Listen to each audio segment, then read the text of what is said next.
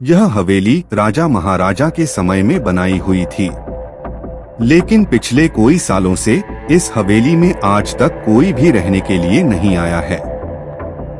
इच्छा होने पर भी इस हवेली में कोई भी नहीं रह पा रहा था, क्योंकि लोगों का कहना था कि इस हवेली में भूत प्रेत का साया है। एक युवक था नाम ललित। उसे जब इस हवेली के बारे में सुना तो उसने तय किया कि वो इस रहस्य को जानकर ही रहेगा। क्यों लोग इस हवेली में नहीं रह पा रहे हैं?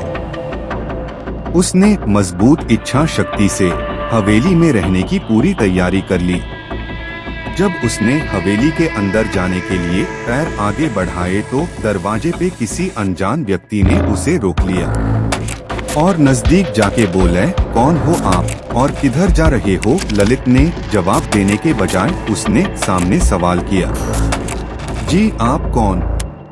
मेरा नाम राज है और मैं यही पास में ही रहता हूँ। ललित ने कहा, ओह अच्छा, मैंने सुना है कि यह एक भूतिया हवेली है और यहाँ कोई नहीं आ पाता है, इसलिए मैं इस हवेली में एक दिन रुकने का फैसला किया हूँ।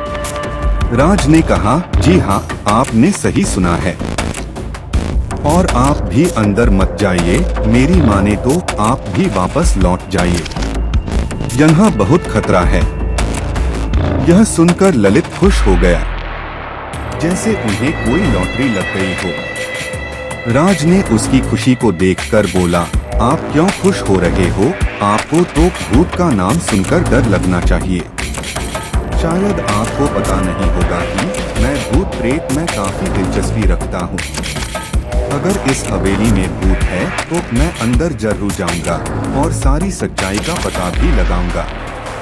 इतना कहकर ललित उस हवेली में चले गए।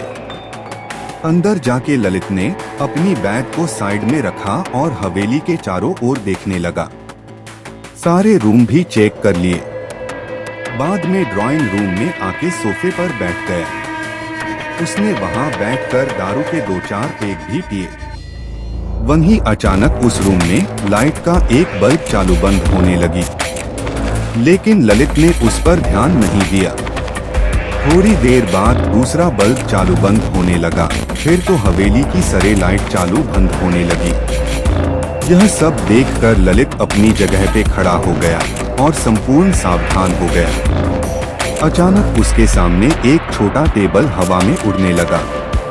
करीबन 4 फुट तक हवा में ऊपर जाके गोल गोल घूमने लगा और बाद में ललित की और तेजी से आने लगा। ललित ने तुरंत ही अपनी जगह बदल दी और दूसरी ओर चला गया और वो टेबल वहीं जाके गिरा जहां ललित खड़ा था। ललित कुछ समझ पाता उतने में सोफे की शीट उसकी ओर आने लगी। वो जल्द खड़ा हो गया और छलांग लगा के दूसरी ओर कूद गया, जिसके कारण सोफा दीवार को टकराया और ललित बच गया। अचानक सब कुछ शांत हो गया। ललित ने चारों ओर सतर्कता से देखा और बड़ी आवाज में बोला, तुम जो भी हो सामने आकर के बात करो। वहीं एक बड़ी परछाई उसके सामने आई। ललित ने उस परछाई को देखकर बोला, कौन हो तुम और क्यों मुझे मारना चाहते हो? परछाई बोली, तुम्हारी भूल के कारण। ललित बोला, मेरी भूल? मैंने कौन सी भूल की? परछाई बोला, इस हवेली में आने की भूल। मैं किसी को भी इस हवेली में खुश नहीं देख सकता। ललित ने कहा, लेकिन क्यों?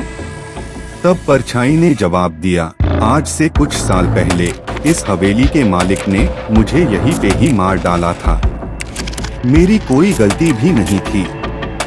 इस कारण की वजह से मेरी आत्मा इस हवेली में भटकती रहती है। मैं किसी को भी इस हवेली में नहीं रहने दूंगा, क्योंकि इस हवेली में मेरा खून हुआ था। इस हवेली में जो भी रहने के लिए आएगा उसकी मौत होगी।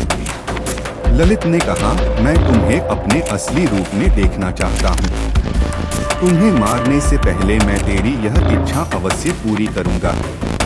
और उस परछाई ने एक भयानक डरावनी रूप ले लिया। उसका चेहरा इतना भयानक था कि ललित भी एक क्षण के लिए डर गया था, लेकिन दूसरे ही क्षण में उसने अपने आप पर काबू पा लिया।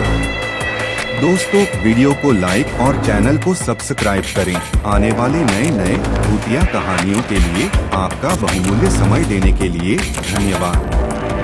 बाद में इसने अपनी जेब में से एक छोटा सा पानी का बोतल निकाला और थोड़ा सा पानी उस भूत के पर फेंक दिया। भूत के ऊपर पड़ते ही वो जलने लग गया। वो बहुत जोर जोर से चिल्लाने लगा और बाद में पूरी तरह से जल गया। उसके बाद ललित ने चैन से सांस लिया और वहीं पर सो गया। दूसरे दिन सुबह जब ललित को सही सलामत हवेली से बाहर आते देख राज को आश्चर्य हुआ। राज ने ललित से पूछा, तुम कैसे जिंदा हो? तब ललित ने राज को कल रात को घटी घटना को पूरी तरह से बताया और बोला, अब यह हवेली भूतिया हवेली नहीं रही। दोस्तों, बुराई का अंत बुरा ही होता है।